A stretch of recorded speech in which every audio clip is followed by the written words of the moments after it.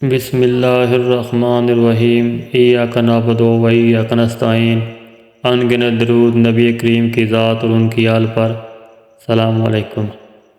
حضرت بلال حضور کے جلیل القدر صحابی تھے۔ ان کے اس واقعے کی ویڈیو بنانے کے دوران میں خود 2 دفعہ رو پڑا۔ آپ بھی سنیں اور اپنے دلوں کو عشق رسول سے منور کریں اور چینل کو سبسکرائب لازمی کریں اور ویڈیو کو اینڈ تک لازمی دیکھیں۔ حضرت بلال رضی اللہ عنہ کو حضور صلی اللہ علیہ وسلم سے بڑی محبت تھی۔ حضور صلی اللہ علیہ وسلم کا جب وصال ہو گیا تو آپ مدینہ کی گلیوں میں یہ کہتے پھرتے تھے کہ لوگو، تم نے کہیں رسول اللہ کو دیکھا ہے تو مجھے بھی دکھا دو یا مجھے آپ کا پتہ بتا دو۔ پھر آپ اسی غم ہجر میں مدینہ کو چھوڑ کر ملک شام کے شہر حلب میں چلے گئے۔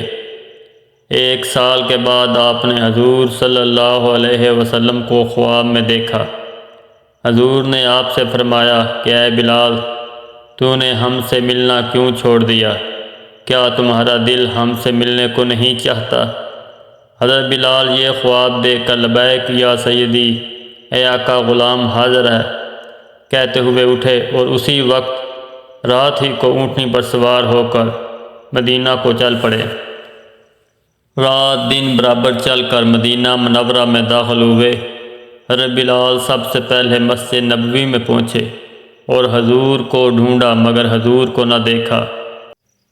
پھر حجروں میں تلاش کیا، جب وہاں بھی نہ ملے تب مزار انور پر حاضر ہوئے اور رو کر عرض کیا، یا رسول اللہ، حلب سے غلام کو یہ فرما کر بلایا کہ ہم سے مل جاؤ۔ اور جب بلال زیارت کے لیے حاضر ہوا تب حضور پردہ میں چھپ گئے۔ یہ کہہ کر آپ بے ہوش ہو کر قبر انور کے پاس گر گئے۔ بہت دیر میں جب آپ کو ہوش آیا تو لوگ قبر انور سے اٹھا کر باہر لائے۔ اس عرصہ میں بلال کے آنے کا سارے مدینہ کے لوگوں کو پتہ چل چکا تھا کہ آج رسول اللہ صلی اللہ علیہ وسلم کے مؤذن بلال آئے ہیں۔ سب نے مل کر بلال سے درخواست کی کہ اللہ کے لیے ایک دفعہ وہ اذان سنا دو جو رسول اللہ صلی اللہ علیہ وسلم کو سناتے تھے۔ بلال فرمانے لگے، دوستو، یہ بات میری طاقت سے باہر ہے، کیونکہ میں جب حضور کی اس دنیاوی زندگی میں اذان کہا کرتا تھا تو جس وقت اشہد ان محمد رسول اللہ کہتا تھا تو رسول اللہ صلی اللہ علیہ وسلم کو سامنے آنکھوں سے دیکھا کرتا تھا۔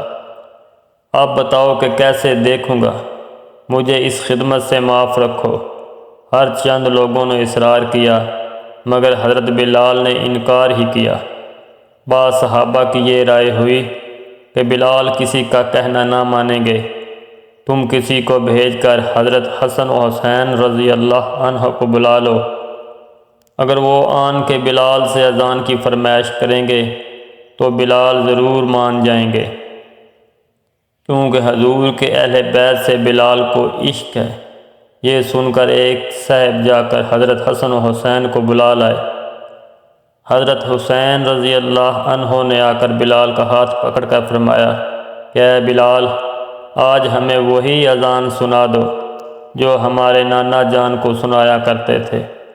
حضرت بلال نے امام حسین کو گود میں اٹھا کر کہا، تم میرے محبوب کے کلیجے کے ٹکڑے ہو، نبی کے باغ کے پھول ہو، جو کچھ تم کہو گے منظور کروں گا، تمہیں رنجیدہ نہ کروں گا کہ اس طرح حضور کو مزار میں رنج پہنچے گا۔ اور پھر فرمایا، حسین مجھے لے چلو، جہاں کہو گے اذان کہہ دوں گا۔ حضرت حسین نے حضرت بلال کا ہاتھ پکڑ کر آپ کو مسجد کی چھت پر کھڑا کر دیا۔ بلال نے اذان کہنا شروع کی، اللہ اکبر۔ مدینہ منورہ میں یہ وقت عجب غم اور صدمے کا وقت تھا۔ حضور صلی اللہ علیہ وسلم کو وصال فرمائے ہوئے 1 زمانہ ہوا تھا۔ آج مہینوں کے بعد اذان بلال کی آواز سن کر حضور کی دنیاوی حیات مبارکہ کا سماں بند گیا۔ بلال کی آواز سن کر مدینہ منورہ کے بازار گلی کوچوں سے لوگ آن کر مسجد میں جمع ہوئے۔ ہر ایک شخص گھر سے نکل آیا۔ پردے والی عورتیں پردے سے باہر آ گئیں، اپنے بچوں کو ساتھ لائیں۔ جس وقت بلال نے اشہد ان محمد رسول اللہ منہ سے نکالا، ہزار چیخیں ایک دم نکلیں۔ اس وقت رونے کا کوئی ٹھکانہ نہ تھا۔ عورتیں روتی رہیں، چھوٹے بچے اپنی ماؤں سے پوچھتے تھے کہ تم بتاؤ کہ بلال مؤذن رسول اللہ صلی اللہ علیہ وسلم تو آگے، مگر رسول اللہ صلی اللہ علیہ وسلم مدینہ کب تشریف لائیں گے؟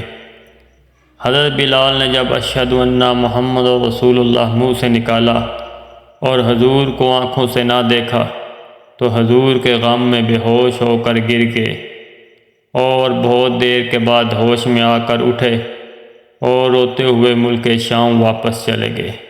یہ تھا صحابہ کے حضور سے عشق۔ اللہ تعالی ہم سب کو بھی ایسا عشق نصیب فرمائے۔